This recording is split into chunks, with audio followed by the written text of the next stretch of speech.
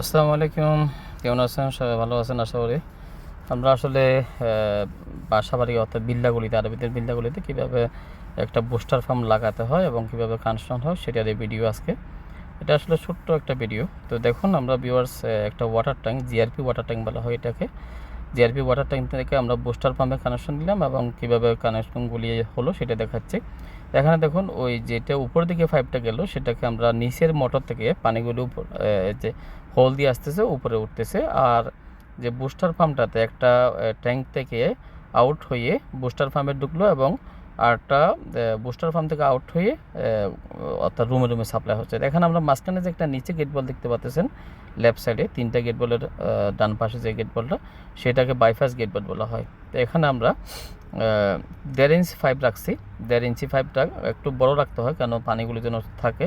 তো 1.5 ইঞ্চি পাইপটাতে আমরা নিচে একটা তাবুক দিলাম এবং এটার পরে ইনসুলেশন হবে যেন রোদে খারাপ না করে। আর প্রতিটি বাথরুমে যাওয়ার আগে আমরা 1 ইঞ্চি একটা পাইপ ইউজ করলাম এবং সেটাতে আমরা একটা গেট বল দিলাম যে কোনো সময় যদি কোনো পাইপ যদি খারাপ হয় বা লিকিং হয় তাহলে আমরা সেপারেটলি গেট বল ক্লোজ করতে পারি মতো। আর এটা হচ্ছে একটা বিপ টপ ছাদের মধ্যে রাখতে হয় যেন কোনো সময় যদি আপনার এখানে যে ছাদের মধ্যে এসি থাকবে এসিগুলি সার্ভিস করার জন্য, তো এটা রাখতে হয়। তো এখানে দেখুন এই যে পাইপটা দেখতেছেন এটা আমরা ট্যাঙ্কের মধ্যে ইনলেট বলা হয়, অর্থাৎ নিচের মোটর থেকে পানিগুলো এসে ছাদের ট্যাঙ্কিতে বসবে এবং ট্যাঙ্ক থেকে একটা পাইপ ডেলিভারি করে আমরা বুস্টার পাম্পে ঢুকলো এবং বুস্টার পাম্প থেকে একটা আউট হলো। তো মাঝখানে যেটা নিচে মাঝখানে যে দেখতেছেন ডান পাশে এটাকে বলা হয় বাইপাস। কোনো সময় যদি বুস্টার পাম্পটা যদি খারাপ হয়ে যায় তাহলে আমরা গেট বলটা অফ করে বুস্টার পাম্পটাকে রিফারিংয়ের জন্য নিয়ে যাবো আর বাইপাসটা মাঝখানে যে বাইপাসটা এটা খুলে দেবো। এটা নর্মালি বাইপাসটা কিন্তু ক্লোজ রাখতে হয়, এটা করতে হয় না। তো যদি বুস্টার পাম্প খারাপ হয়ে যায় তখন বাইপাসটা খুলে দিলে তাহলে অ্যাটলিস্ট আপনার ঘরে উইদাউট বুস্টার পাম্প পানি যাবে, সেজন্য এটা করতে হয়। তো এখানে আসলে বুস্টার না করলে পানির স্পিড হয় না। আমাদের দেশে তো বুস্টার করে না নর্মালি, বাট যারা কাজ করেন বা যারা বুস্টার পাম্প লাগাতে চান তাহলে এইভাবেই লাগাবেন। আর এখানে আমরা মেইন পাইপটা যেটা আছে সেটা আমরা 1.5 ইঞ্চি ইউজ করলাম, এটাকে পিপিআর পাইপ বলা হয়।